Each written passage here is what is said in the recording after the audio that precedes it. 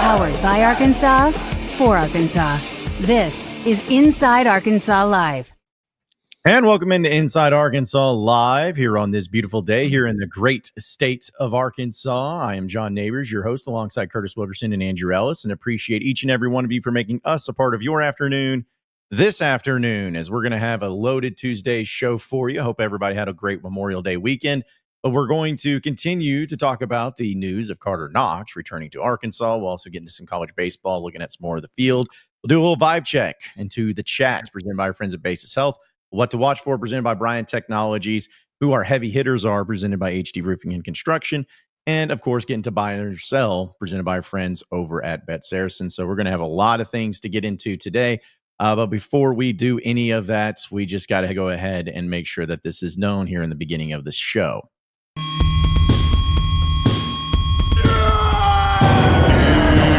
It's your birthday today, Curtis. It's your birthday today, Curtis. Rock and roll and celebrate. Celebrate, we will. Control and you cut the cake. Cut that the cake. Night is yours. Destiny waits. Oh, wait with me. Share toast with your closest mates. It's your birthday today, Curtis. It's your birthday today, Curtis. Grab your goodie bags.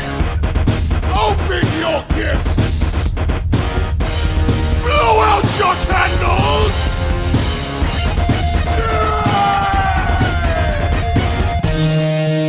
Curtis! Happy birthday, Curtis. Thanks, guys. I cannot make it through 5 seconds of that without laughing every time. That's amazing stuff right there. I love it. Thank you. Well, seriously, happy birthday, Curtis. I know it's going to be a great one. Listen, you only get to turn 50 once, so soak this in, man. Yeah, that's exactly right. That's exactly right. I start aging backwards right now. Or is that just for women? I don't know, but yeah. Well, it's between that and, I'm sure you'll hit your growth spurt at some point in time, so you can get up to that 10 feet mark. It's going to be electric when it all happens. But yeah, see, that was so much better, because shout out to Ellis for that video. But I don't know where it came from. I don't really care, but it's pretty electric. And no offense, Ellis, but that's a lot better than when it was my birthday and you just sang to me. So that one's wow, pretty okay. good. whoa. Yeah, what the hell is that? Well, I guess I won't be singing for Curtis then. Jeez. He FaceTimed me privately and serenaded me earlier. Andrew did, so I appreciated that too. But. Oh, well, we should have gotten that on recording instead if that was the case. So, man. Yeah. That's No, good but stuff. it is Curtis's birthday, so it's going to be a great day, and it's going to be a great show. And I know we'll get into all of that too. But we had the news yesterday, guys, of Karter Knox returning to Arkansas, and did a live stream for that. Pod at the Palace, got a lot of the reactions to it, but settling in. I think a lot of Razorback fans are starting to feel better about everything. And now looking at some of the names, we've been talking about it in our group text that are returning to school, and some of them being pretty surprising. It's like, wow, this is this time right now. Karter Knox was one of them, but just in general, man, a lot of these players, college basketball, major players, they're making their decisions, and it seems like a lot of them are deciding to return to college, not just Karter Knox. Yeah, it's kind of wild, man. So far today, it's like the Karter Knox news already got buried with some of the things that have happened here on Tuesday morning. But you know how it is, man. Like, you get Karter back, and hey, everybody was pumped about it. We had a lot of fun on the live stream about it last night. People were fired up, but it's, you know how it is. You turn the page, right? And it's, well, what's next? What's next? Are they done? Are they going to add this guy? Are they going to add that guy? What about Adou Thiero? And, like, he hasn't made his decision yet officially, or at least he hasn't announced it yet officially. And, we continue to wait, but we've never really had, much of an expectation that Adou would return. But then he posted stuff on Instagram yesterday, and that kind of keeps people on the hook a little bit. And then today, every single draft prospect who is at his position in his draft range is opting to go back to school and join a front court that is more loaded than Arkansas's currently is.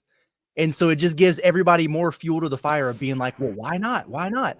You could look at it a couple different ways. It could be like, oh, does this just mean that because those guys are dropping out that Carter's going to get drafted higher? And I get it, because like he could move up on draft boards, but really at this stage, it's about what NBA franchise covets you at a particular spot. Like you don't just automatically move up in the pecking order if you're not a fit for the teams or whatever that are up there.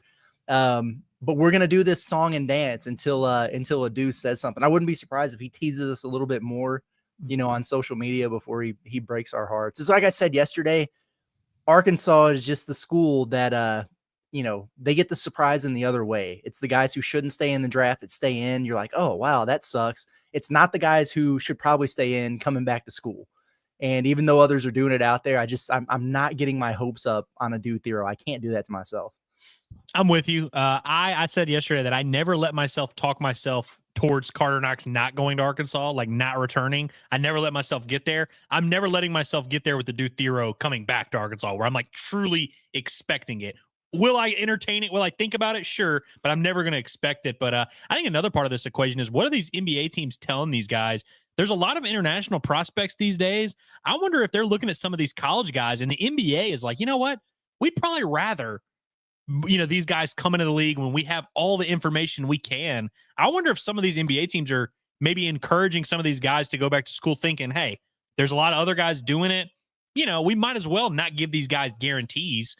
Maybe we should just let them play. Let's get more data on these guys, especially because there's just so many international guys these days. Was this the lowest ever for the college early entrance? Did I read something like that, or at least for the combine or something like that? It was like way less than they did just 2 or 3 years ago. Like the changing of the draft it's changed a good bit. I just wonder what that means about what the feedback they're getting from some of these guys. And I wonder if Adou Thiero got what he was looking for when he said, hey, that door's not closed, but my guys are looking for something specific. I wonder if he got that. I don't know. And you're right. It's I think I saw it's the lowest early entry pool in a decade, I guess it was. And like the COVID year had a lot to do with that, because you just had an entire other class of guys who could get in. But we're just like 2 or 3 years removed from it being 300 some odd kids. And then I think the pool was like 115 or something this year, which is crazy. So yeah, I don't know. And I keep doing the mental gymnastics with it, trying to find a way to talk myself into it and then trying to rationalize back out of it, and you could look at it with Adou and it's like, well, maybe he's just in and he doesn't necessarily even have to make an announcement if he's staying in and just go past the deadline or whatever. Then at the same time, you're like, man, if he's cutting it this close and we don't even know if he's really doing full on workouts and stuff with teams with that knee, is it that he's waiting, holding out, hoping that he gets those assurances and he doesn't have them yet and it's the midnight hour? And the truth is we just don't really know. So we're going to have to wait until he decides to say something or the deadline comes and goes. Yeah, I think I'm more like a lot of Razorback fans where, I think last night when we did our stream, I said 35% was my chance of Adou Thiero coming back, which I still never felt strong about. And now with all of this going on, I'm like, oh yeah, he's 100% it's not even a question. He's moving on. He's going. I would love to be wrong, but he's staying. Because I would assume that if he's looking around with his representations and everybody, and he's seeing these players that are deciding to go back to college, especially being in those types of positions he's in, it's like, oh yeah, I'm moving up by default. I don't have to do anything. I'm moving up the ranks. I don't have to move here. Somebody's going to take a chance on me where I may have been lower, but now I may end up going to this team at this particular pick. So I feel even more so that he's going to be sticking with it and everything. But if he does come back, if he shocks the world or at least shocks me and comes back, then I don't think I ever would have seen a world where that many people would say no to the NBA draft to come back to college basketball. I know NIL is a big part of it, of course, but even then, even with the NIL, I just never dreamed that I would see a good amount of players who are first round picks saying, nah, I'm going to go back to college. I'm going to go back to Michigan. I'm going to go back to Gainesville and hang out for another year, play ball, and maybe next year I'll get drafted a couple spots ahead of where I'm at now. I just never dreamed that in a million years we'd see that day. It's wild, man. And, the other thing about guys like Yaxel and Condon, like they're going back to situations where they have a lot of competition at their position. Isn't that crazy? Can you guys believe that? Did you know Florida is going to have 4 forwards on their roster and in their rotation?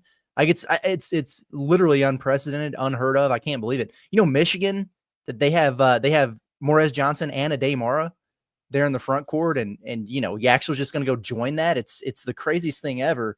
But the point being, these guys are choosing to go back to that. Like if you're coming back to school, it's for 2 reasons. One would be money, like NIL and whatever. But if you're a projected first round pick, you're going to get good money, and it's going to be a guaranteed contract. It's going to be multi-year. So there's a lot of reasons to consider staying, even if it's a little bit less.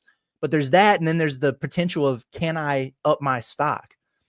How much are those guys going to go up their stock? You know what I mean? Like, is Yaxel going to play his way from a first-round pick to a first-round pick by going and playing with better players where he might not have the exact same role that he did where he was starring somewhere else?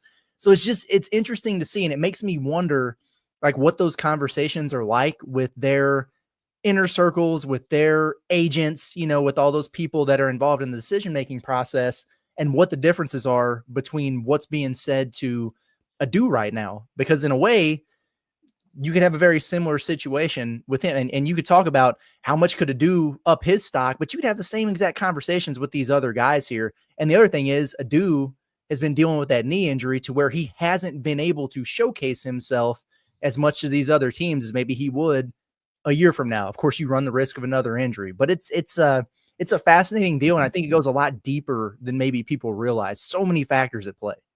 It's fascinating when you think about it from the player's perspective. You think about it from Yaxel's perspective or Adou Thiero's perspective, and that's ultimately what matters, is how Adou Thiero views the situation. We can have our opinion, we can think what we think, and we can view him how we want, but it depends on how he views it, what he values in this process. But it is fascinating. And Curtis, to your point from the Arkansas standpoint, it's crazy that, because I'm sure there's a lot of people that are like, man, why are y'all talking about this? He's probably not coming back. I mean, he's most likely going to go to the draft. Why are y'all talking about this? Because you kind of have to in this day and age, especially like we said, with some of these guys that have made these similar announcements, guys in similar positions. In college basketball today, there's something to be said about building your roster and having a certain amount of threes, having a certain amount of fours, having a certain amount of twos, and whatever, making sure it all fits. But there's also something to be said about getting as many really good basketball players as you can and stockpiling. I mean, it's an arms race, man. Everyone's, there's so many different ways you can accumulate talent. And John Calipari, what has he made his living doing? Sitting there being strategic and only taking a certain amount of guys? No, he gets as much talent as he possibly can, and they figure it out. And I think that's the situation Arkansas needs to be viewing this through. Of course, it's still, you shouldn't be operating like, all right, we got Adou Thiero in the bag. Now let's move on from there. Obviously, but I think it's worthwhile if you have a domino this big. And from the jump, Curtis, you've said how they've been preparing that package. They don't want to close that door. And John Calipari is not going to close that door unless you close it for them. And Adou Thiero might. But it's definitely something that you need to entertain, especially with these surrounding circumstances. And so it's a fascinating situation. And I think we can have that conversation of how does it fit? What does this mean for other places? Blah, blah, blah. Trevin Brazil, is he going to be mad?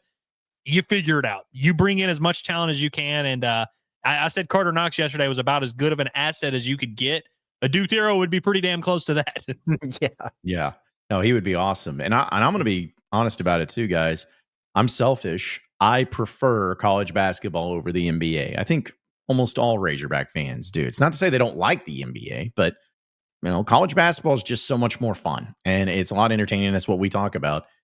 And that, to me, and this is what's going on where I'm not saying it's perfect because you have portal problems and everything, but this is kind of giving a vibe of what it used to be like in college basketball back in the 80s and 90s and everything, where you got to know players in college basketball because they stayed in college basketball. You think about like Shaq, he was there for 3 years at LSU. Michael Jordan was there for 3 years at North Carolina. The greatest players were in college multiple years. And then you started having guys go straight out of high school, but then they changed the rules. Like, okay, well, 1 year. Well, then it's just one and done. There's a reason why it's called one and done, was based on that. You had one player, you moved on, you never really heard from him again in college basketball. You're like, oh yeah, that guy played. Who did he play for? I don't even remember who he played for in college. And now it's kind of getting back to the point where some of, not all of them, like Cooper Flagg's not coming back to college, but so many great players are choosing to stay in college. Maybe not always with the same team, but in college.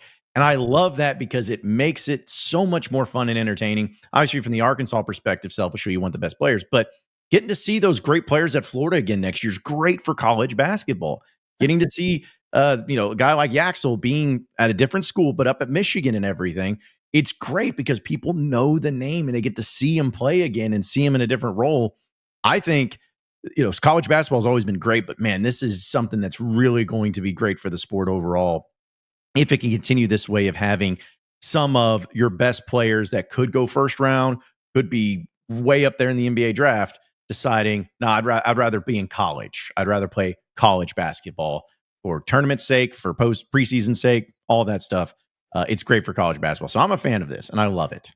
Oh, man. Yeah, I love it too, for sure. This is awesome. The more good players you can have in the sport, the better. I'm partial to college basketball over the NBA for very obvious reasons. So this has been great for me to watch. It's just so bizarre. I mean, it was only a couple years ago, guys, that if you were even on the border of just getting drafted, period, like there was no conversation to be had. Like if you show up in a mock draft at like 51, it's like, oh, well, okay, he's gone, he's in. It's just, it blows me away. Like, I get it to a degree, like with Thiero's situation. Like I get it to a degree. With Milo Suzanne, I get it to a degree. But man, with Yaxel, he's a first round, he is a first round pick.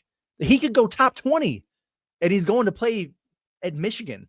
It is unheard of, man. And I cannot wrap my head around it. I'm with you. I love it. I think it's awesome. But it's insane. And then you wonder is it going to correct itself if they do the revenue sharing and all that? Will that kind of, drop down that, NIL money a little bit to where it bounces out? Or like, will the NBA have to react to this and be like, Jesus, like we got to get the good players into our league. And then they start upping the bags or what? Like, I don't know, man. It's just, it's a wild, wild time and it's evolved so quickly. One thing I think we've we were off to such a good start. learned about basketball players is being buttered up. Am I good? Are y'all hear me? We got you. Okay. I was just saying, basketball players like being buttered up a lot. They like being recruited. They like being sought after. They are filled with egos. They love being told how great they are.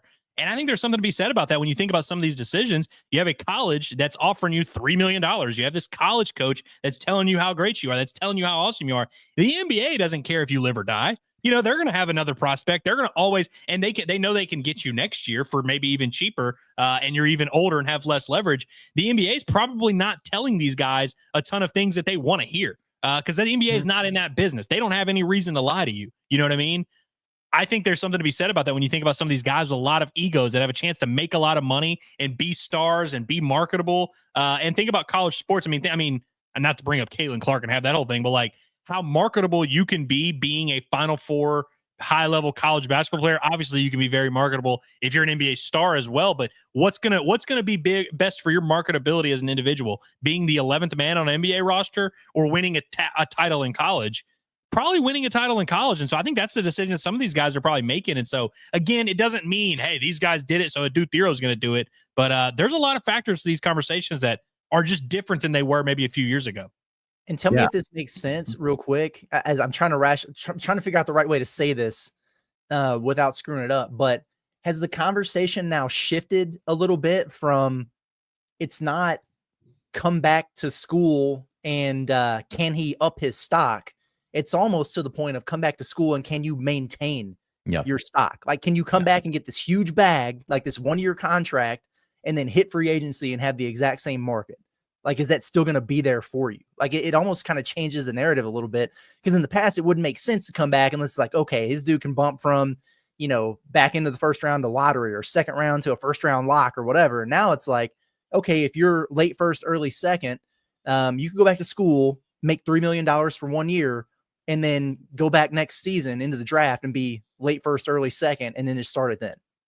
Does that make sense? Yeah. No, I think that is exactly how it is. Because it's always about the perception and viewpoints. and almost like recruiting pitches. Because if you're a coach like Cal, and I'm not saying he does this, maybe he's not the best example, but any coach that is looking to try to get a championship and have their players come in and be great, you want to keep them in there as long as possible and keep coaching them. Before, when it was going to the NBA, it's like, man, there's nothing I can tell you that is going to change your mind, because I can't pay you millions of dollars. I can't bring your brand up, because the NBA is the biggest of the branding and everything. I can't compete with that. So there's no point in me even trying. But now it's like, I have recruiting pitches where I can pay you. And I almost feel like, not to use a baseball example, because it may not make sense, but it almost feels like, you hear the thing of kids that want to stay at college baseball and everything's like, oh, would you rather, play in front of 15,000 fans, in front of everybody, and, everyone's cheering you on, and you get to ride on jets to go to places instead of on crappy buses? Wouldn't you rather do that in college than do that in the minor leagues? It kind of feels the same way of what it's getting to with the NBA. Not to say if you're in the NBA, it's not as good, but in college, you're, instead of going to the G League or the D League or overseas or whatever, it's like, yeah, you can go over there and do that. But here you're going to play in front of every crowd. You're going to be on TV all the time. Your marketability, as you said, Curtis, is your branding. It's going to be there, and you're going to maintain that, and you're just going to build that wealth. And we're going to be able to compete with the pay that you would get by going to the NBA right now. Why wouldn't you want to do that? So, yeah, I think that it has shifted so much to where the recruiting pitching is no longer, hey, go to the NBA and get yours and, build your career. It's like, hey, they'll still be there.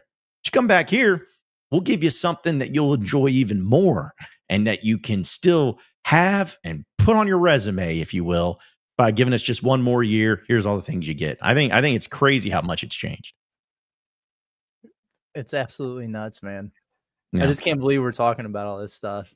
I know, it's fun, but it's very, very true, man, because, there's always that argument about starting your clock. Like, the quicker you can get to your second contract, the better. Like, we know all the things that have been said in the past, but John, you make a really good point there of, and if I'm some of these guys right now, in that, if I'm not a lottery pick or whatever, you really got to look at that and be like, all right, living the life, 20,000 people in Bud Walton Arena watching me, everything's chartered.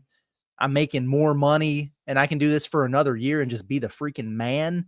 Or, yeah, like, I'm taking the buses back and forth to, Cedar Rapids or like wherever, 10 days here, 10 days there, up and down. I'm not playing when I'm on the NBA roster. And then I'm, just living in Motel 6s when I'm, out in the G League. It's something to consider, man. It really is. I also don't think people realize the difference between a standard G League contract, a two-way contract, and a fully guaranteed NBA contract. Those are three very different things. Mm-hmm. If you're making just G League money, you're literally making like 70 grand. Like, you're making like nothing. That's why a lot of guys just don't do it. Guys that are good enough to play in the G League go play overseas, because you make more money overseas. There's also a very big difference between a two-way contract and a fully guaranteed, you're on the roster league minimum of like 2.8 million or whatever. If you're on a two-way contract, like you say, it's a different life. It's a very different guarantee, and it's hard to pay, I think. But yeah, it's it's obviously like nothing to scoff at. But it's like, but again, if you're on a two-way contract in the NBA, you are 1,000% going to make more money in college basketball, maybe even double or triple. In Adou Thiero's case, like, he would make way more money. And I'm not saying he's guaranteed going to be on a two-way contract, but if he's having teams that are telling him, hey, we don't know if we don't know if you're gonna be able to get a fully guaranteed deal. It's definitely something he's got to consider. Now, ultimately, again, these guys want to play in the NBA. All that's true, but like, I think people are overlooking the financial aspect of this a little bit. Yeah, and also, I know we'll get into the chat and everything, but I think it's a great discussion about how, if you're a player that has had so much success in college basketball and everything, and I think you brought it up, Andrew, the Caitlin Clark example, which I know is women's basketball, and it's a little bit different of an animal, but still, there's so many examples of that marketability and everything. I think maybe Michael Jordan said this. Somebody said it where, yeah, I made a lot of money in professional sports, but I made my most money with my branding. Like, with the brand that I have, my contracts I was signing with shoe. I mean, we got guys signing shoe deals, for crying out loud, in college basketball. So we'll never, maybe not ever know the exact amount of how much somebody's making or anything like that. But at the end of the day, I try to look at it through my viewpoint, which I know I'm not a big time college athlete, but I try to look at it my viewpoint of like, would I rather just do all the things and go through the grind and all of that and getting to the NBA, which eventually I can, or can I come back another year in every single arena I'm going to go to? I got 20,000 screaming fans for me. I got me on TV all the time. They're putting my highlights on SportsCenter. They got people, and if I'm playing at Florida, they got people at Inside Arkansas talking about me because I'm at this school and this game last night. I just think it's a no-brainer, man. I think that at the end of the day, you want to make your most money, but you also want to be recognized for your greatness.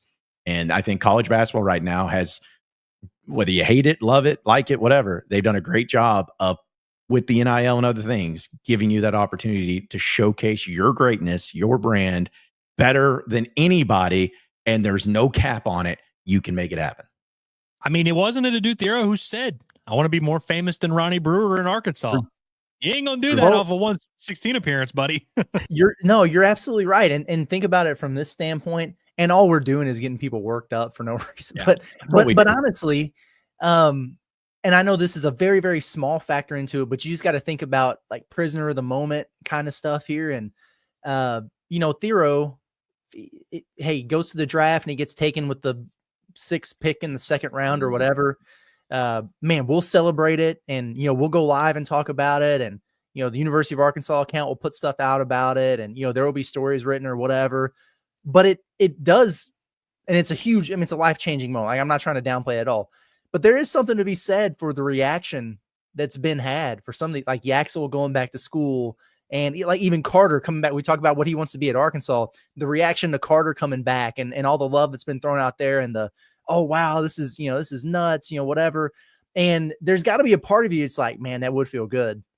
Mm-hmm. It would feel good to get that kind of love and be the man like that. And, so it's something that people think about. It's in their mind. It's not the biggest part of the decision-making process. And you got people who can take the emotion out of it, that can advise you, appropriately and everything. But there's certainly reasons for him to be considering or actually making a decision. Now, that decision, maybe it's already been made and we just don't even know. But hypothetically speaking, I think that there's, and we're guilty of it too. It's just been the prevailing belief on our part of like, oh yeah, he's out of here. Yeah, it's whatever. And we just, have kind of moved on from it in a lot of ways. But as you can see today, and then if you just really think about it and where the landscape is right now, there are plenty of reasons for a guy like Adou Thiero to be sitting there considering coming back to college. I said the percentage was 3% yesterday. I would like to amend it. Y'all ready for this? Yeah. 12%. Ooh. Wow. Man, that is a 400% increase for those counting at home. Yeah, those are the quadruple. I need to get with BetSaracen and see if we can start getting some odds on this. We're about to maybe putting some bets down to see if he ends up coming back. But we'll get to your chats in a bit too. And I want to continue this discussion as part of our What to Watch For segment presented by our friends over at Bryant Technologies. They are dedicated to delivering that high-quality network infrastructure and security camera solutions, taking pride in their awesome and exceptional workmanship and commitment to keeping your business and your operation seamlessly connected and secure. Whether it's structured cabling, security camera installation, digital signage, or TV mounting, Bryant Technologies has you covered. They service the entire state of Arkansas as well as the Arkansas bordering states. So have Bryant Technology help you out with all of your network and security needs. You can give them a call today at 870-883-0330. Or check them out at their website at BryantTechnologies.com with that S in between. Bryant's Technologies. It's Bryant Technologies, quality work guaranteed. I did want to bring this up too, since we're discussing it with the players and some of them coming back and everything. I'm trying to look into the past. And it doesn't have to be just necessarily an Arkansas player, but specifically basketball guys. Was there a time or a player that announced that they were returning to college basketball? That was the most, what was the most shocking one ever that you can even remember? Because I think it's happened in football on occasion and maybe baseball. It'd be tough for me to really think about all the players out there, but has there been a basketball one where you were like, all right, this guy's going pro, and then decided to come back to college and you're like, holy crap, I can't believe that? PJ Washington with Cal was a little bit like, I think he was a 3-year player at Kentucky. And after his second year, he had taken all the strides and everything. I think he definitely could have been drafted. I feel like there's a couple, but I don't know if there's been like game changing ones. Somebody mentioned Gafford. Hog on it said Gafford. I mean, that's like, it wasn't like, oh my God. I mean, it was for us because we were excited to have him back, but like on the big scale, I don't know. BJ Young.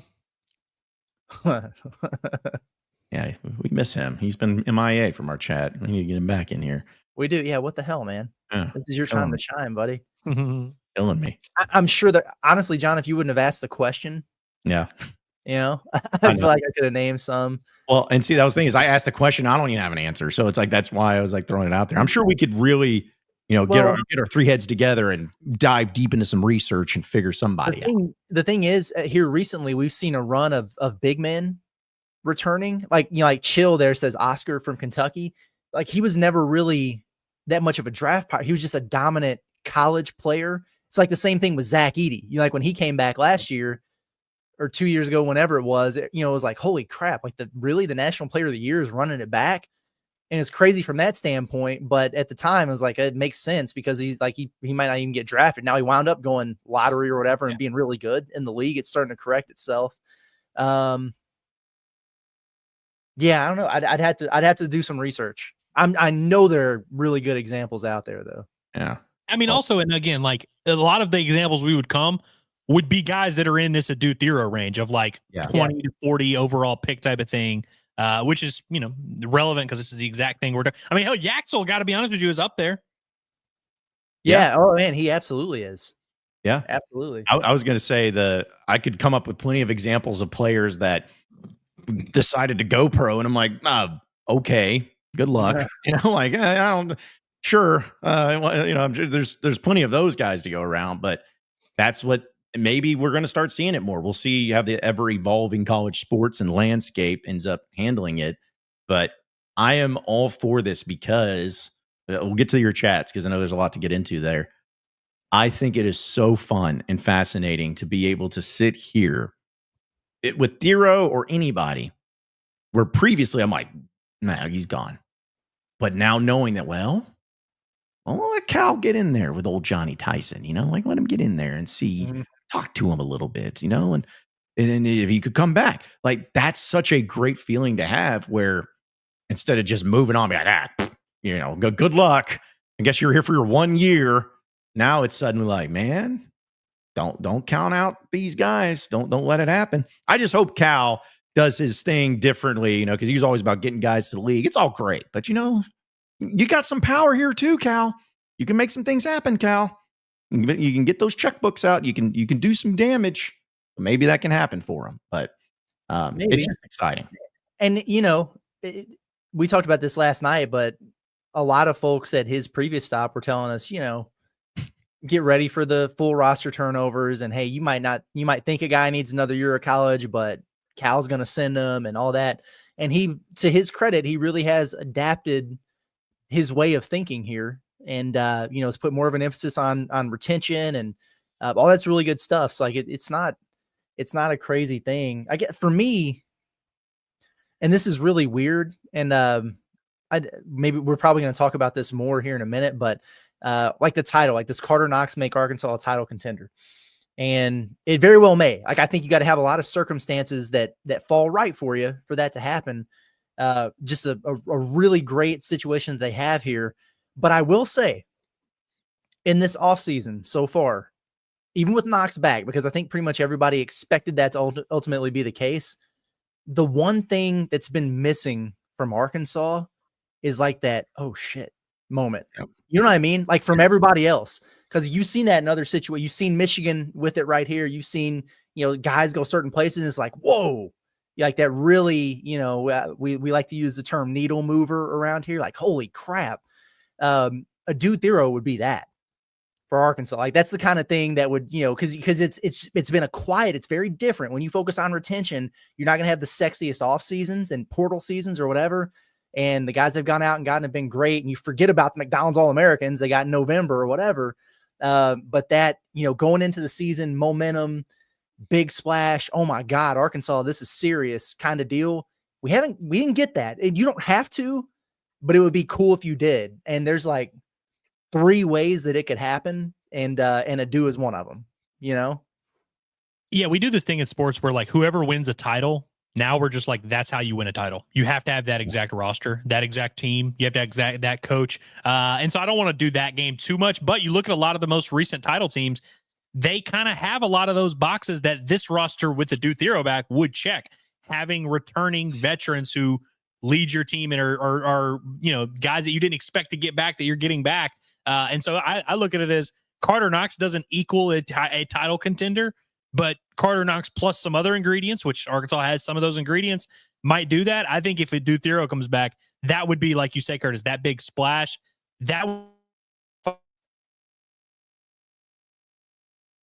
It was, it was a good one. But no, I agree. In fact, let's go ahead and use that because we'll get to our chat. But our Alumni Hall question of the day, presented by Alumni Hall, our friends over there. We're going to be there live next Friday. So be sure to come on out and hang out with us at noon. We'll be there getting ready for the Super Regionals in Fayetteville. 100%. That's what we will be doing. Okay? Get it done, baseball team.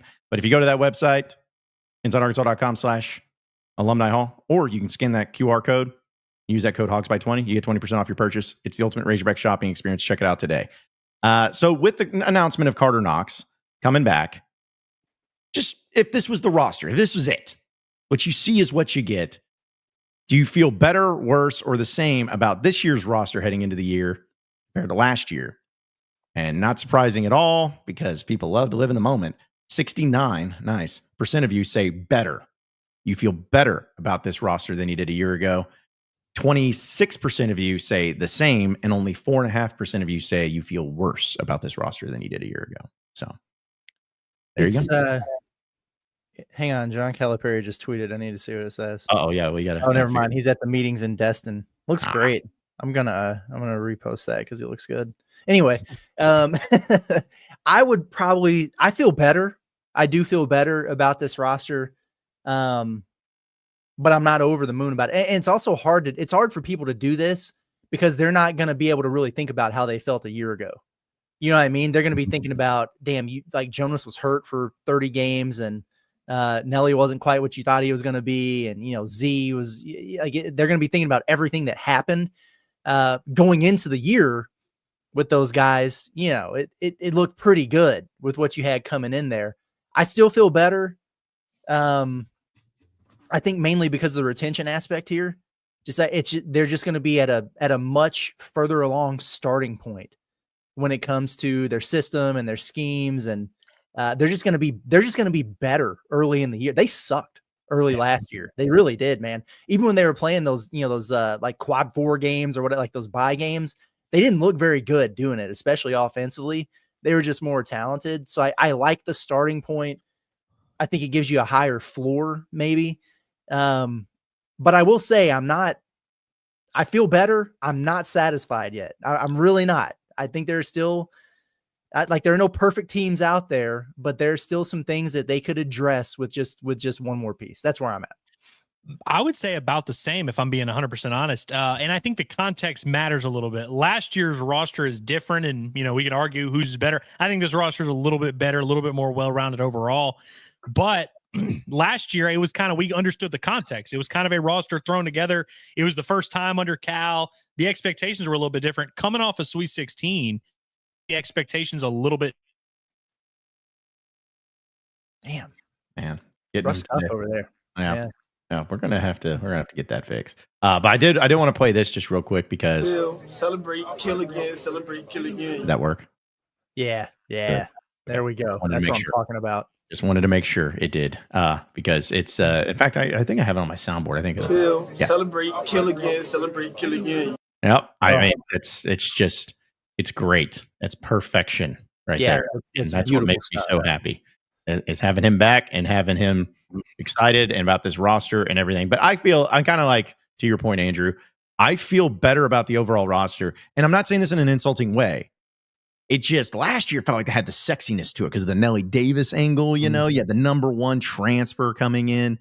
You had an all SEC defensive player in Jonas Adou. Of course, the Kentucky kids that were transferring in. Like, it was just a new year, new energy and excitement and allure to it. And then this year, it's still, feel like it's better. But as far as the box office pomp and circumstance, big names. Whoa. It just doesn't have that, but that's okay. That is totally fine. And of course, if Adou Thiero decides to come back, then that changes things. That changes the whole element. But yeah. Let's see. Okay, we'll get to your chats, folks. I know a lot of people are chiming in here on this Tuesday. So let's vibe check the chat presented by our friends over at Basis Health. They're changing the way healthcare is delivered by providing mobile medical visits to the comfort of your very own home. Doctor will come to your home for urgent care, primary care, IV hydration, and so much more. It's Basis Health. They are here for you when and where you need them the most. You can learn more at basishealth.org today, or scan the QR code up in the top right corner of your screen. All right, let's go ahead and jump into some of this. Hey, shout out to our guy Quinn, says with super chat, happy birthday, Curtis. Make sure to capitalize day because it is the day. But yeah, there you go from Quinn. Thank you, Quinn. I appreciate that. I was a little disappointed that he didn't full on blow up on me last night because I did the sophomore of the year thing for Carter, and he responded and he was like, "Oh, Tahad Pettiford, bro," and I was just like, "Who?" And but he understood the joke, which was good. But I appreciate it, man. Thank you. Yeah. Also, shout out to our guy Kingsley for a super chat. It says, "Your happy C Day or C Dub Day." Sorry, I can't read. You did good. Yeah, it says we're lucky to have you covering our Hogs. Many blessings to you and the fam. Enjoy your day.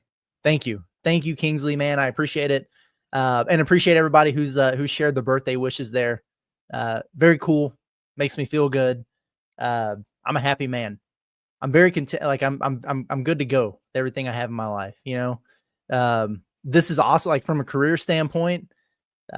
You know, we've been through some dire times, and you know, this time a year ago on the birthday, I had no idea what the heck was getting ready to happen. Like it was a little bit dicey there. So very, very blessed for us to be where we're at right now, and it's awesome. It's been a lot of hard work. It feels good. So fortunate from that standpoint. The family, you know, I believe everybody in life has a soulmate out there for them. You just got to make the right choices and make the right turns in life to be able to find them. I did that. So very, very fortunate from that standpoint. And, this time a year from now, we'll have a little boy welcomed into the world. And so I'm counting the blessings, man. I'm happy. Appreciate you guys for the birthday wishes. You make me feel good. We're all just one big happy family here. That was beautiful. Wow. Thank you. Yeah. I'd say I'm not even, like everyone in the chat, don't say happy birthday again because I'm not bringing it up because you're not going to get a better message than that one. It's covered them all, covered the bases. Yeah, it's that's all I got. Yeah, no, that was great. Gonna let you cook there. Let's see. Also, a few other chats here talking about the basketball team. Jay Top 32 says, "Is Malik Thomas much of an outside shooter?" It's the weirdest thing, man. It's the weirdest thing because if you just watch him, you're like, wow, that's a weird shot. It really it doesn't have a hitch or anything. Just the release, the way he gets into it, it's different. But the dude took over 8 attempts from 3 per game and made him at over 38%. So the answer to your question would be, yeah, he is a pretty darn good shooter, but you're going to watch it. Like if he comes out in Arkansas's first game, it's the first time you guys are able to really see him and he goes, 1 for 6 or like whatever Boogie did you're going to look at him and be like, oh, wow. Yeah, this guy doesn't need to be shooting. I promise you he can make them and he's got a track record of doing so. Well, he's used to taking off the dribble threes. So yes. I'd like to see what he can do as a spot up threat.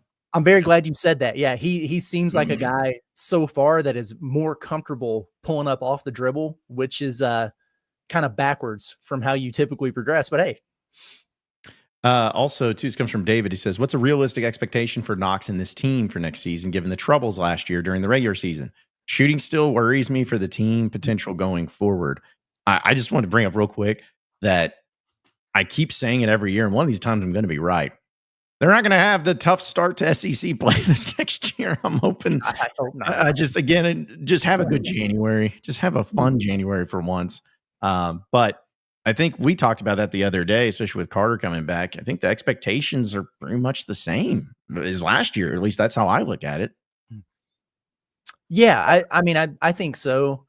Last year was just a conglomeration of nonsense, man. I mean, the first time we got to see these guys during the tip-off tour and everything, when you walk out there and you see like, okay, wait a second, Nelly Davis has a brace on, Jonas Adou can barely move and he's not doing anything.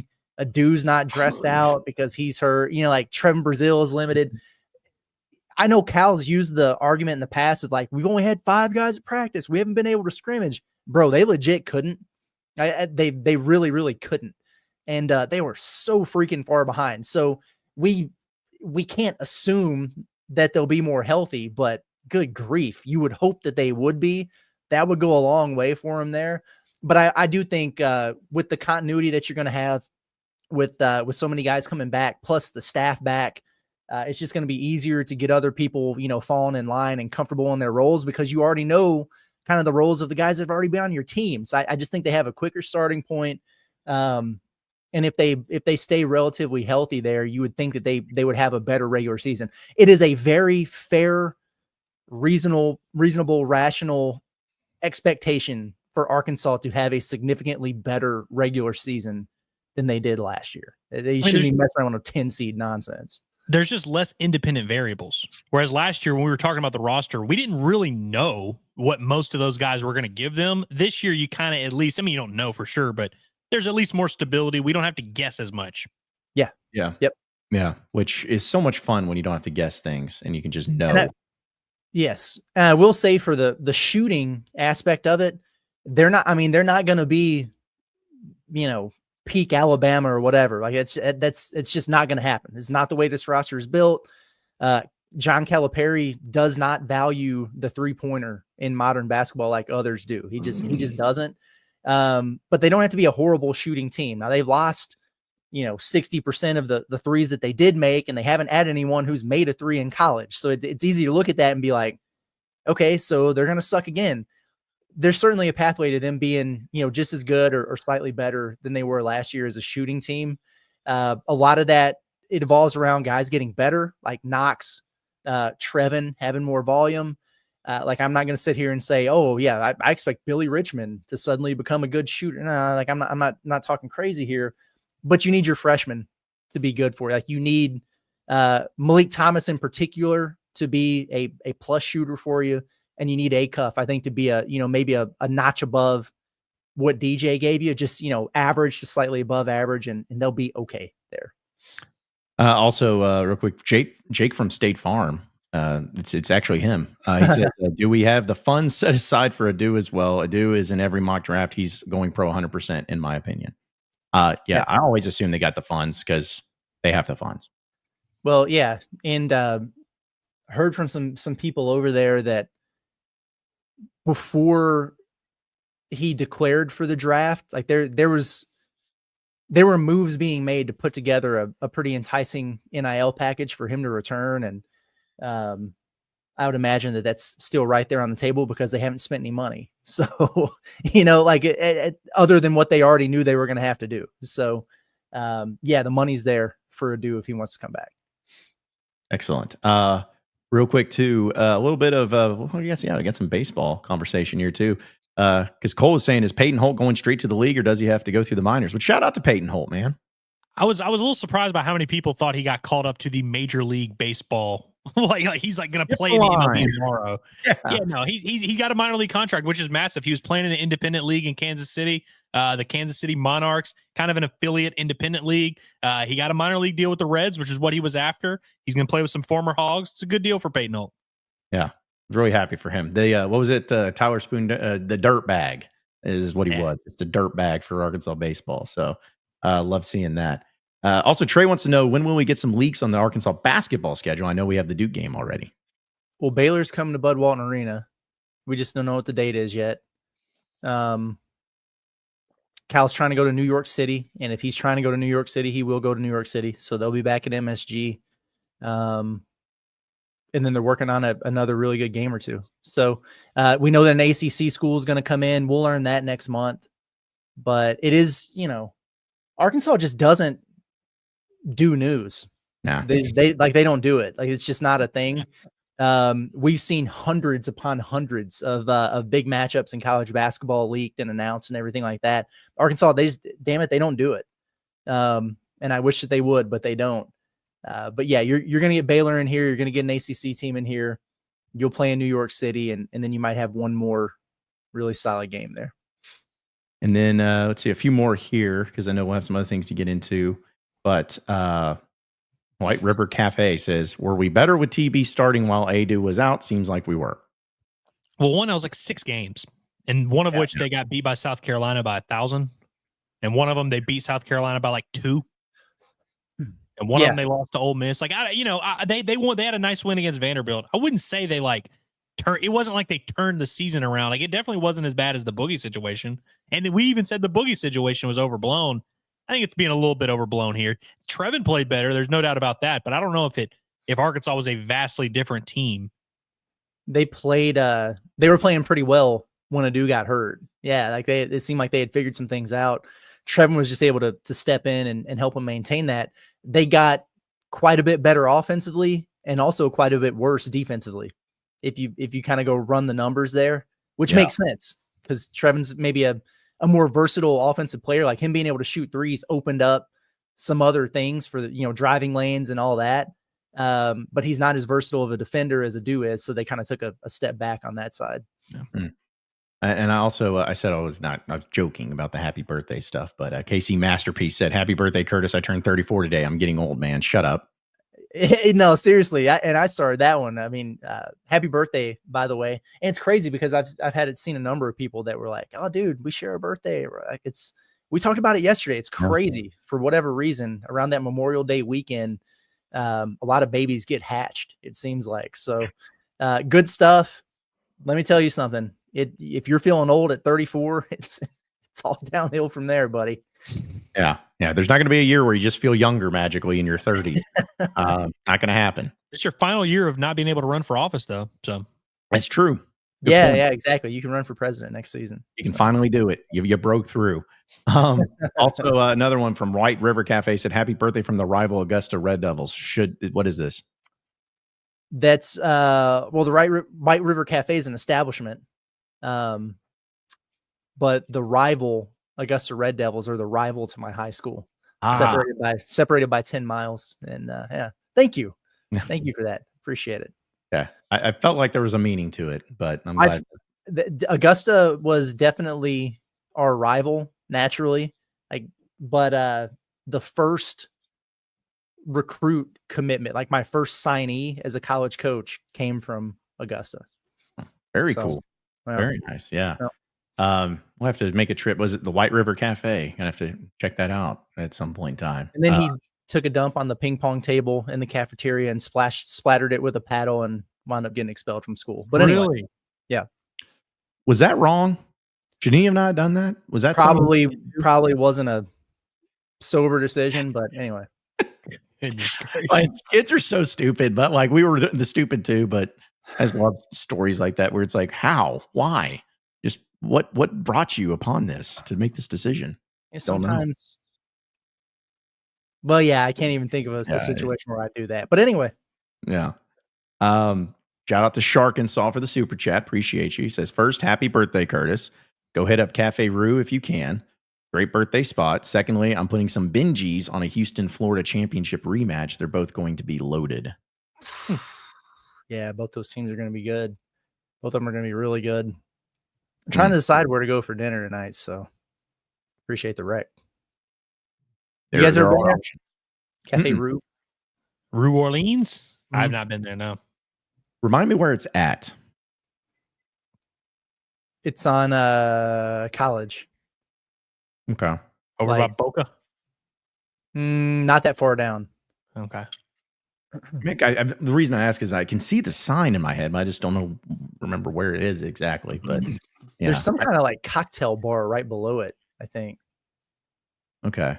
Yeah. Okay. I'll look that up later. I know that people really wanted to hear me discuss about where things are at here on the show, but some other chats real quick too. Dealing with also some baseball. We got Hunter Ratio says, are you guys fine with the committees using us for storyline matchups instead of possibly easier ones? Kansas/Patino and Tennessee in the supers. Sure. I was fine with it in basketball this year. In hindsight. I was definitely fine with it because I thought St. John's was the worst 2 seed. I don't think Tennessee, I think Tennessee is better than their record shows. Like, they make me a little nervous, but I'm certainly not going to complain about Arkansas being the series that everyone watches.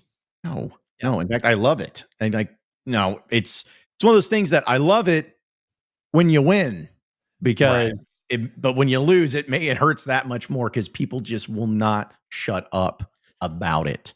And that's where, at least in basketball for Arkansas, that's what I love about Cal, man. Those games last year, he's the one that came out to be the victor. Arkansas, Kentucky, Arkansas, St. John's. So that was great. But man, it'd be nice to do that in baseball here too, if it ends up being those two teams in the supers. I mean, look, call me stupid and call me crazy. I expect Arkansas to compete for the national championship. I think they have a chance to win it. That's the goal. I'm not saying, I want to start with the hardest test possible or anything, but it's like, I don't know. I really am not too bent out of shape over the draw or like the when you play these teams. Like you got to beat all the good teams. You might as well beat one that you've already beaten in your own place. If that's who it is, cool. Tennessee might not even get out of that regional, dude. That regional is kind of tough. Yeah. In fact, I think D1 Baseball picked that one as like the biggest upset, or at least their prediction for the upset of what could happen for a hosting team. So, which was good because I didn't see anybody saying Arkansas. That's a good thing. But as a reminder, folks, by the way, we posted about it today. We mentioned it yesterday. But for our bombastic post-game shows for regionals and supers, we are going to be just literally walking across the street from Bomb over to Foghorns. So we're going to be setting up there, doing the show from there for post games. So if a lot of you probably go there anyways, because it's like a tradition like no other. But we're going to be hanging out there for post game action immediately following just Arkansas's games. We're not going to do it for Kansas and Creighton. Who cares? But we're not going to do it for the Bird teams. We're going to do it for the Hogs. So we're gonna have some fun. So just as a reminder for all of you out there. See a few more here. Have you physically ever seen a Jayhawk? Mm-mm. You ever been in the same room as a Jayhawk? Is it not a mythical creature? I don't know.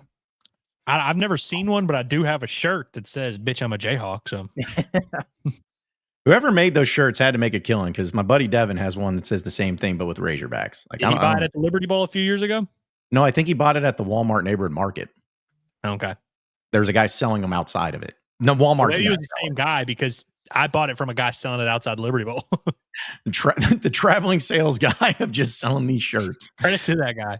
Yeah, seriously. Shout out to Quinn. He said, "I don't think Tennessee wins the regional." Hey, well, let's hope not. We don't want to see that. What was the other one I was going to bring up here? Hog on it just says for the crew, who will take the most free throws next season or this season? I'm thinking DJ, which would be great, but I imagine free throws will be our key to success next season. President Karter. I think it's going to be Karter Knox. I do too. Theoretically, it should be DJ with the way he gets downhill. I have never, in all my years watching basketball, seen a downhill guard who takes as much contact as DJ Wagner does, get to the free throw line less than DJ Wagner does. It's insane. In fact, that needs to be part of the evolution of his game, maybe even more so than, trying to become a better shooter. And I don't know if it's because he just gets off balance in there. I don't know if it's his angles or what it is, but it blows me away that dude doesn't shoot 6, 7, 8 free throws a game with the way that he drives it, but he doesn't. And he was just getting his freaking head taken off of his body in that game against St. John's. Me and John are sitting there like, oh my God, this is insane, man. He just doesn't get to the line. It's the weirdest thing. Karter had some games. He had some like 0 free throw attempt games, but he also had some like 9 and 10 free throw attempts. Like I think Karter checks a lot of those boxes. Maybe if he's handling the ball a little bit more. Ideally, he would be the guy though, if all things plays out the way it needs to. Yeah. I'm surprised. That's kind of gives me even more appreciation for DJ because of, it's not like he took those hits and he's like, all right, well, I'm not getting the call, so I'm backing off. And I was like, no, he didn't stop. He just kept going. Just kept taking the contact. So yeah, maybe, people talk about superstar treatment and Cal getting calls. Well, he wasn't getting many of those calls with DJ Wagner. I guess not only do Kentucky fans hate DJ, but apparently the officials do too. That's the vibe I get. By the way, someone should say that Adou Thiero is the answer. Yes, of course. Yeah. Yeah, no, that's exactly right. For what it's worth, DJ Wagner shot 82 free throws this year, playing 34.6 minutes per game. Karter Knox shot 91, playing 23.9. Karter shot more free throws than DJ last year. Wow. And in the role that he was in. That's insane, man. Yeah, that is crazy. I tell you what, we'll get to more of your chats, folks, but we got to get, of course, to who our heavy hitters are, presented by our friends over at HD Construction and Roofing. Listen, storms can hit unexpectedly. Hopefully the storms continue to not be around here at Arkansas. We'd like to have some summertime weather, at some point in time, which would be nice. But still, you never know when those storms are going to hit. Well, you never know when you're going to hit. You got to make sure you're ready and prepared and make sure your roof's good to go. And that's what HD Roofing and Construction is going to help you out with, giving you that peace of mind with that free inspection. When you choose HD Roofing, you can rely on that professionalism, top quality materials, and expert installation for all of your roofing needs. You can give them a call today at 501-428-0429, while also visiting their website at hdarkansas.com. Okay, so for our heavy hitters here, I just want to throw out a real quick heavy hitter. This is really completely and totally off topic from what we've been discussing, so I'm sure people are going to get pissed by that, but that's fine. I want to give a shout out to Tom Brady. He got booed at the Indianapolis 500 or the Indy 500 because, hey, he's in Indianapolis. So he got announced, he's waving, just booed mercilessly.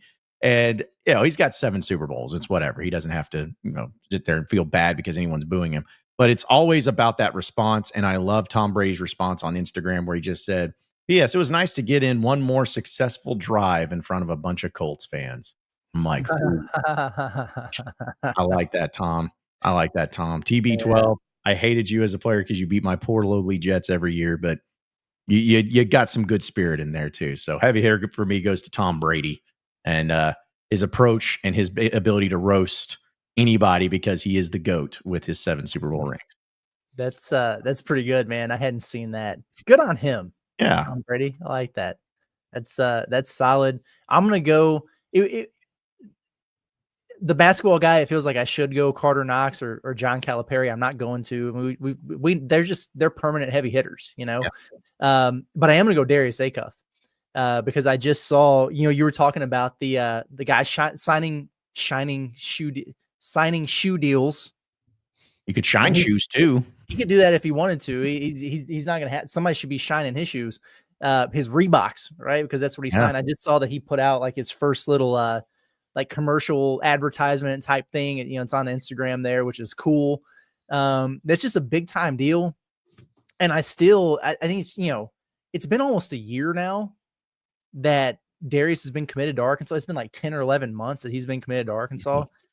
And I just don't think people get it of how good this kid really is. I mean, he's the top point guard in his class coming in, a top 10 prospect.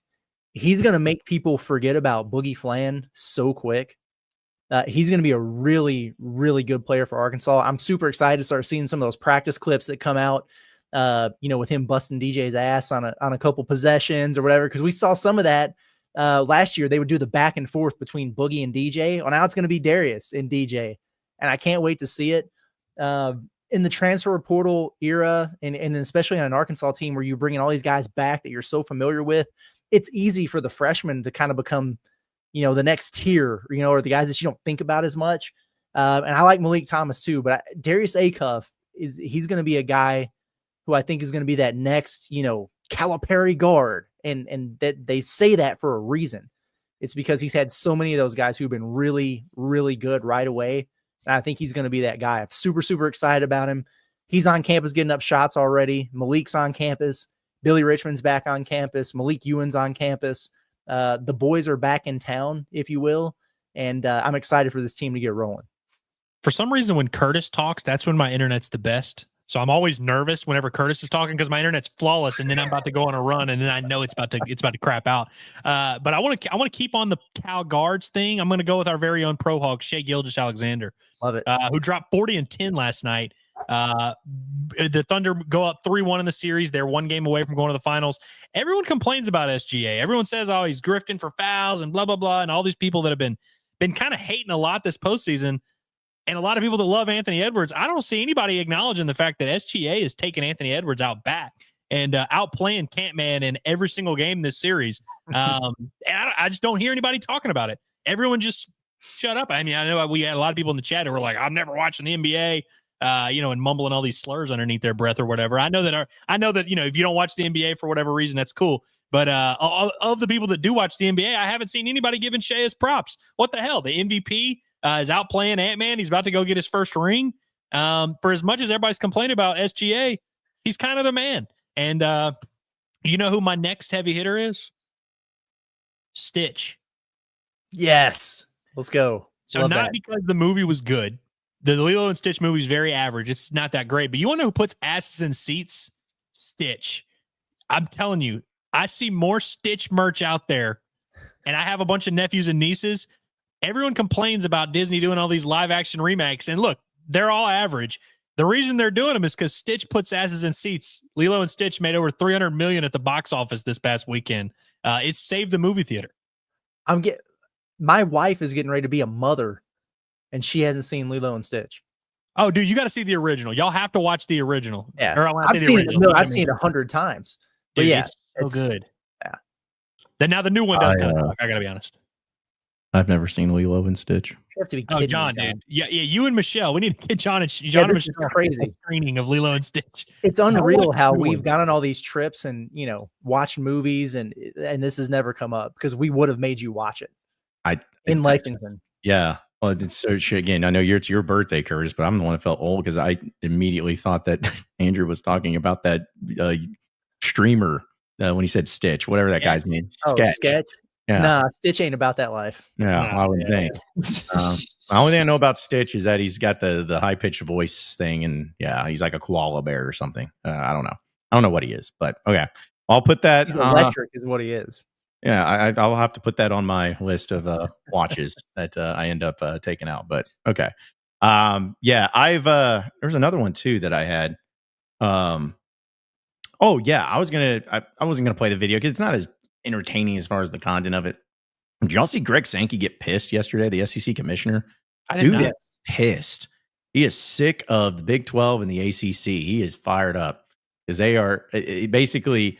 Whenever they announced that it was going to straight seeding for the college football playoff, the SEC, the ACC and Big 12 commissioners came out and be like, this is what's best for the game. And, they made a statement and Sankey called him out on it and be like, listen, I'm not here to educate. We're not here to educate people on what's good for the game.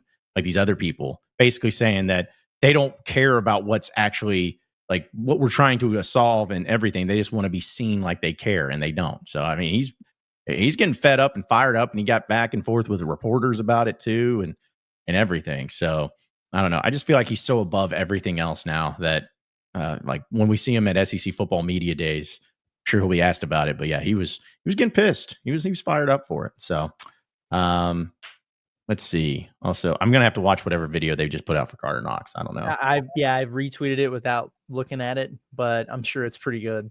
I'll tell you what, this is what we're going to do right here. Of course, it's probably going to have licensed music. We're going to get demonetized here in a bit, but be all right. Fine. It's worth it. We'll just cut out later. I'm going to go ahead and download this sucker. I like it. And make sure that, because I'm already hyped up for, and listen, I'm telling you right now, I better not be stealing the kill, celebrate, kill again, celebrate thing. We're going to have some words that ends up happening and doing those things. So, all right, let's go ahead and check out this Karter Knox return video. 19,000 plus on their feet. It's Karter Knox. Knox read that pass, cleared for takeoff. Knox contested three. Oh, what a shot!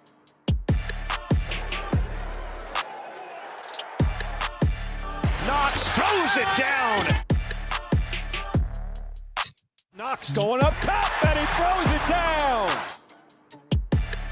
Whoa! What a shot by Knox! Oh yeah, you had Dude, he to was so good in end with that Kevin that Harlan game. on the call. Man, that's good. Also, guys, you may have known this, but I was today years old when I realized that Trevor Brazil's literally pointing. Like, look at this. Big Z and Billy, look at them all. They ain't pointing at Karter Knox. Oh man, that's fantastic. Put that on a t-shirt. Just like make that a meme. That anytime somebody talks crap about your Razorback basketball team and says a stupid opinion, just screenshot that and send it to them. And all That's them outstanding. bald blue white heads in the background just in shambles. That's great. Was that one of the best nights of our lives? It was up there. It was fun. No, I mean it's way up there. It might have been the best night of my professional life. Yeah, it was up there. I think it's just we've everything. seen some cool stuff, like the Tennessee win, the Texas, a couple football things, but being there for that. Oh, dude, that shits on the Tennessee game. Yeah, shits on the Tennessee game. That was unreal. Yeah, I'm gonna be honest. That might be ahead of the home game against Auburn for me. I would agree. The court storming. That was awesome, man. It is for me because of the, like, just for us personally, the buildup that we had of it, the whole week being there, and not to toot our own horn, but the amount of Kentucky fans that knew us, like, just they knew when they saw our faces, they're like, oh, these guys, like, they knew us, and they were. I wouldn't say all of them were confident because there was a lot of fans that were nervous, but most of them were just like, oh, hey, you guys are sucking. Yeah, we tried to tell you about Cal. And then to get beat like that the way you did, and and then the aftermath of us just kind of, yeah, Trent, Cal still got it apparently. You guys tried to tell us, but apparently you were wrong. We have to get this still shot in Crystal Bridges immediately. Yes. Yes. Do we need to take out Big Z though, since he's no longer with the team, or do we leave him in there? No, I think he can stay. Okay. Yeah, he can stay. Right. I just this is just, I don't know. But I don't know what's better, the Brazil thing, because Brazil's not really that personality, him doing it, or we got our guy over here in with the gray sweats, our hype man. Cash. Yeah. Just sitting there like leaning to it with the stanky face on him, just pointing to it like that. It's great. Oh man, that's pretty good. You can just see Oweh's arms up in the air, like he's dead. He is literally like dead on the court, and they're laughing and mocking him. That is chef's kiss right there. That is perfect. So glad that we could play that one. That was good. That was good. You should just leave that there for a minute. Wow. Good times, boys. Good times. It was. All right, let's we'll get to your chats, but let's keep moving with a little buy or sell action presented by our friends over at BetSaracen, the number one sports betting app here in the state of Arkansas for a reason. The amount of money that you make when you win, it goes through here. They got specials on everything. They already got all the odds coming out for everything when it comes to college baseball in the postseason.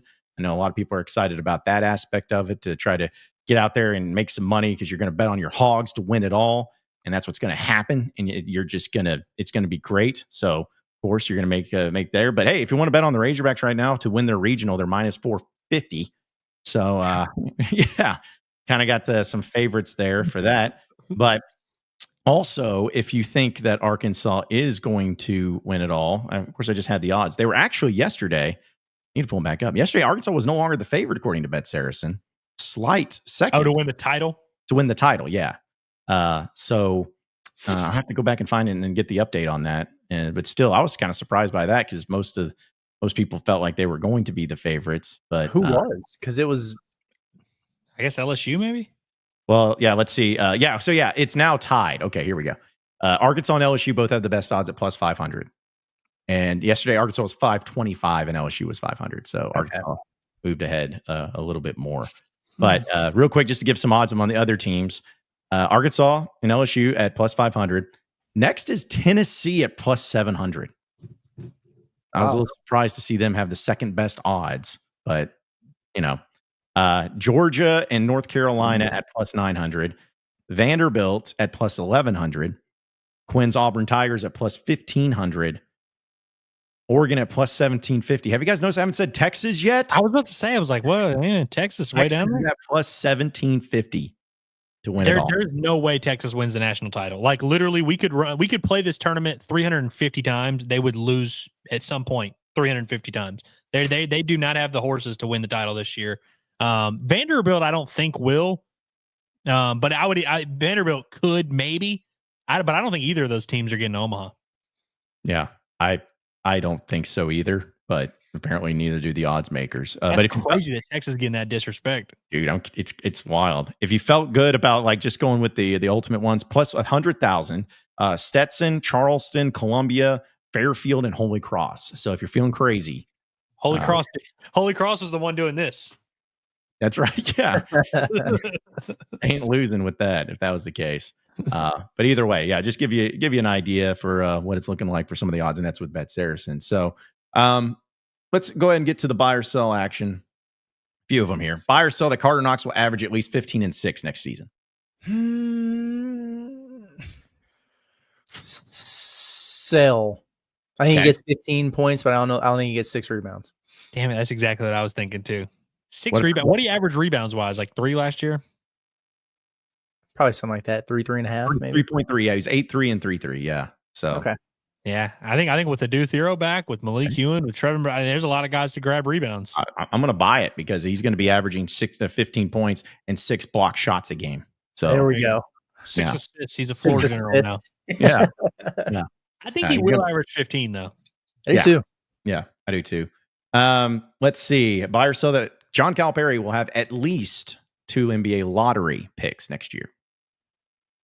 Sell. Okay. Yeah, I think he gets 2 first rounders, 1 lottery. 1 lottery. Carter and Acuff. Carter, I think, you know what's crazy?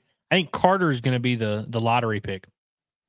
He may be. Acuff's going to go like 21st overall. Yeah, it may end up happening. All right, well, baseball. Buy or sell that Arkansas will score more runs in this regional than they have in the past 2 regionals combined. So I'd have to think about that because I think in 2023 they scored a decent amount of runs.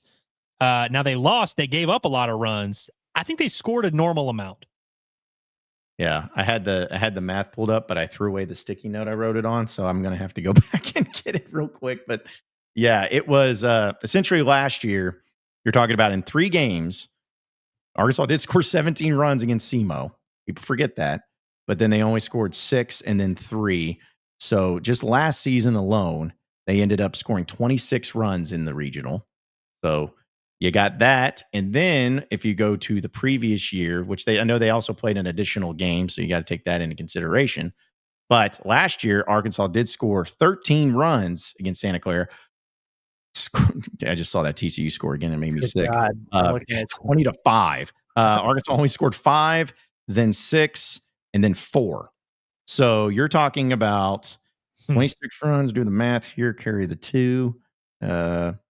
28 runs. So was that 52? 52. 52. Okay, so the past 2 regionals combined, they're not going to score 52 runs. 54, actually. Sorry, 54 runs. Yeah, I'm going to sell that. I don't think they score 54. And also, I think they're only going to play 3 games. I think they're going to win all 3 games, and they're going to, win them 34-12 or whatever, and they'll be good. Mm. I'm going to go sell on that. They could beat North Dakota State like 21-1 and get off to a good start. But yeah, it feels like they'd have to play 4 to even have a chance. Well, and maybe that should have been the way of clarifying it, because I think if they play 4, they for sure do it. If they play 4, if they play 3, they get close. But yeah, let's just hope they play 3. And that it's because they run game is the outlier here. If it weren't for that, this would be a lot harder to answer. Yeah. Mm-hmm. Well, how about this? We'll do a throw thing. Buy or sell that Arkansas plays no more than 3 games in this regional. I think it's 3. I think it's just 3-0.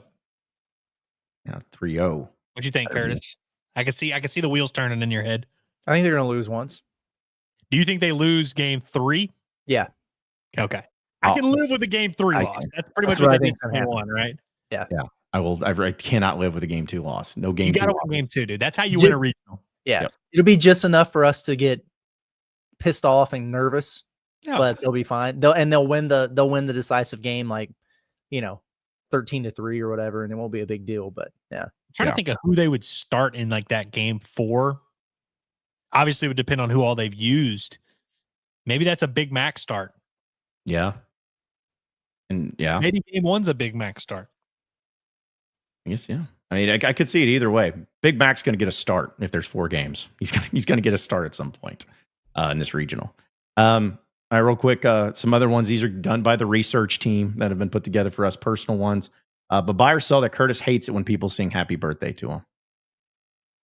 I'm buying that because Curtis is a human being and he has a brain and a heart, and nobody likes happy birthday being sung to them. I feel about it the exact same way that John Calipari felt about it in that video. That's fair. Yeah. I was trying to think if anybody likes being the happy birthday being sung to them, they're a narcissist and a deuce. I know one person that does. You do? I would assume that this person likes it. Curtis, I'm going to give you a hint as to who I'm talking about. That's me directing the orchestra. I think I know exactly who you're talking about. I know you do. He loves it when people sing happy birthday to him. Yeah. I'll be over here in case we have to get you, John. You know who it is too. I'm sure I do. I'm sure I do. Let's see. This is kind of mean. I was just saying, but buy or sell that Andrew will have no more internet issues the rest of the week. But that's. I almost did the show downstairs today. Yeah. Hey, listen. It's been, knock on wood. Other than that little glitch in the very beginning, it's been solid since. It's got to stabilize. The mistake I made today is I reset the modem. And when I reset it, it like goes back. But I noticed the longer I'm using the internet, the better it gets throughout. And I reset the modem at like 11:52, which is the stupidest thing I could have done.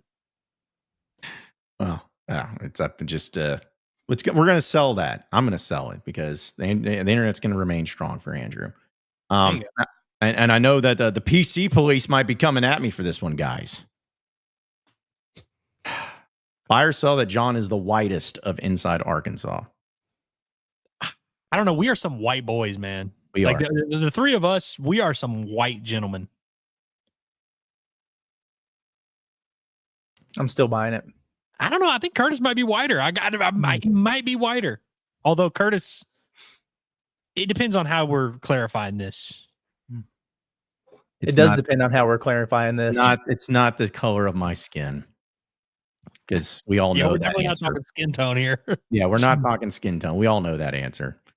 So, but the vibe, the character, the personality, the stereotype, the whitest. Because my friends, my research team said that I was the whitest, so they wanted to ask you guys if you felt the same. So that's the correct answer. You are pretty white, John. I got to be honest. I know.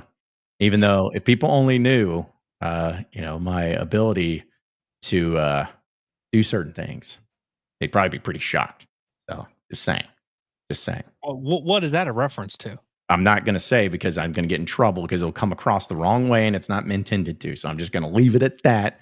I was going to screen record and get me in trouble. But either way, just saying, be shocking. But John does something well that white people don't normally do well.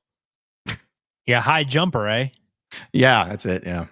Again, we're going to start getting into here's the thing. We need a non-white person in the chat to give us the answer. Well, everyone's agreeing with that I am. So we'll okay. Yeah. Nobody said Andrew yet, but Andrew's the guy with the Morgan Wallen look and the.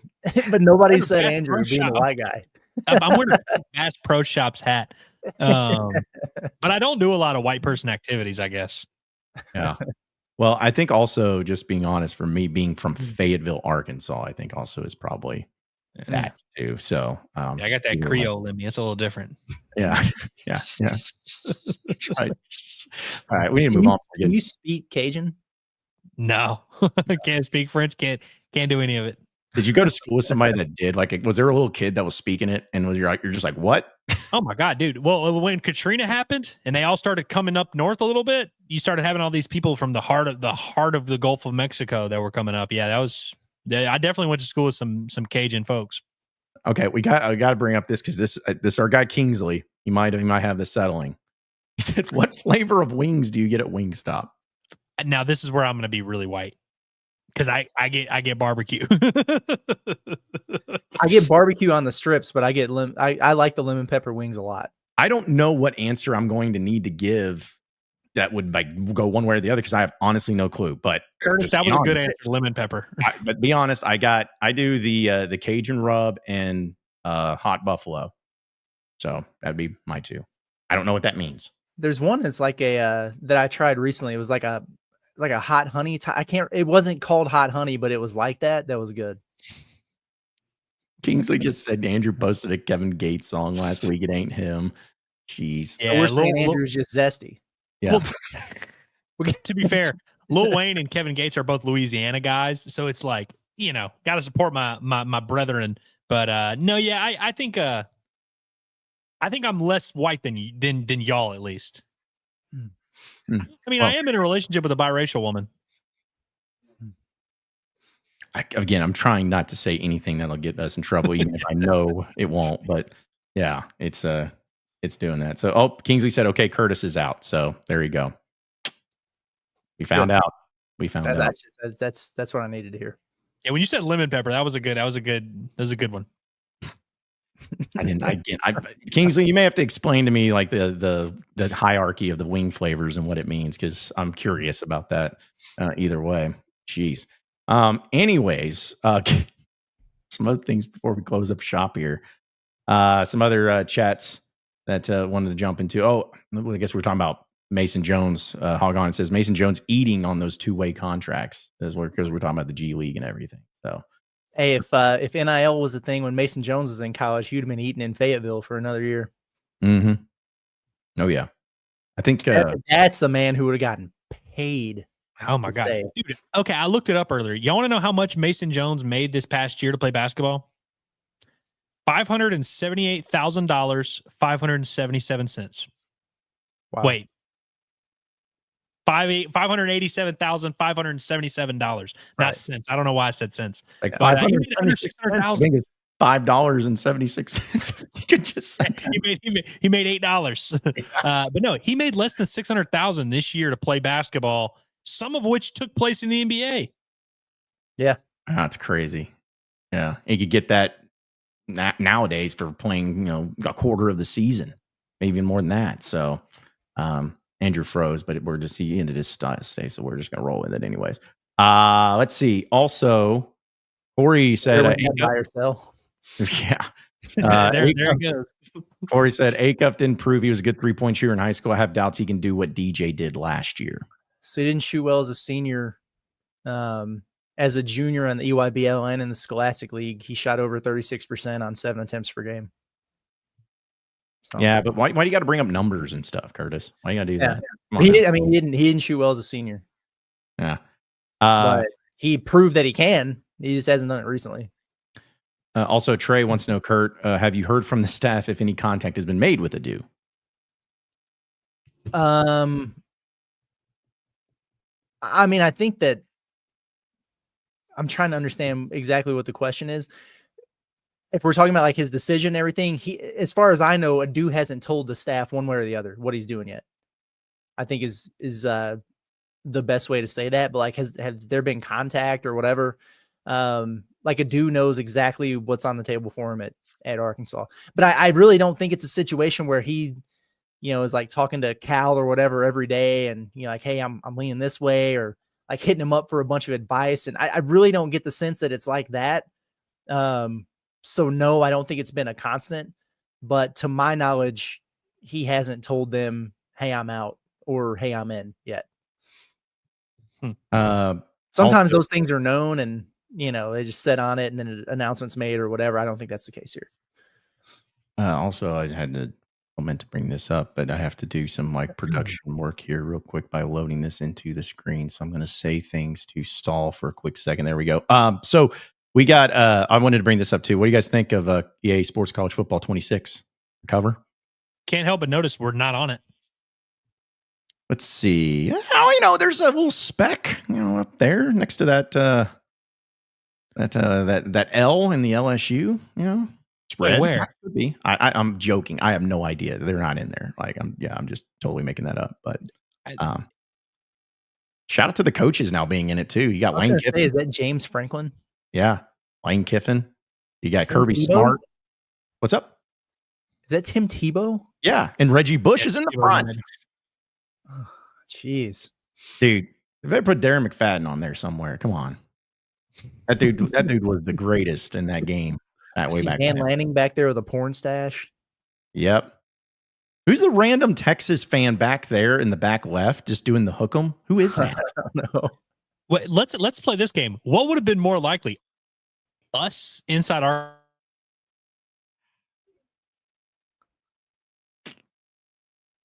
We're not going to play this game. No, say it again, Andrew. What's more likely? Us being on the cover, you, me, and Curtis, or an Arkansas player? Well, according to this, I'd say us, because they got some random people in there like for other schools. Like They just have they have an official in there. Like, why? No one wants to see Taylor could have been. Yeah. Could he? Yeah. Yeah. I mean, there's a lot Landon of Jackson might have made it last year if they had done the Landon 100. would have been a good one. Who? Landon Jackson. Oh, yeah. No, he would have absolutely been one. But either way, I just saw this. I'm like, all right, cool. We'll see if the game's actually any better. I'm going to be curious to see what the sales look like and everything because it was so big because it was the first time it coming back last year. But is it the same? Don't really know. But hey, don't worry, folks. I'm going to buy it because we're going to have to do our live streams again next year for looking at the simulations. And hopefully we can make the rosters the way we want them to. Those will be fun. It will be. I'll get it, but I'm not thrilled about it. I'm going to be mad I have to buy this, but I will. Yeah. I'm kind of going to be the same way, though. Reluctant $70 purchase. Yeah. No, I'm going to be the same way, too, because, back in the glory days where you could just go down to Blockbuster and rent a game before you bought it to see how you liked it. You can't do that anymore. Or those, did you guys, I don't know, getting nerdy, but you guys remember the demo CDs like you get at Pizza Hut or like PlayStation 1? They'd be like, hey, here's like 10 games that give you about 5 minutes of gameplay to see if you want them. You need to bring something like that back. I'd be all for it. Yeah. I used to go to Redbox and rent games in college. Oh, yeah. They remember I've done that before. Yeah. Back when games were on CDs. Craziness. What a time. But either way. Well, guys, any final thoughts before we roll out of here for the day? Oh, nah. My final thoughts are happy birthday, Curtis. You're a scholar and a gentleman. And I love both of you very dearly. Thanks, buddy. It's very sweet of you. Thank you. I don't know if you're talking to me or Michelle, but thank you all the same. Now, definitely you and Curtis, not Curtis and Michelle. Let me clarify clearly. Just, can't say that.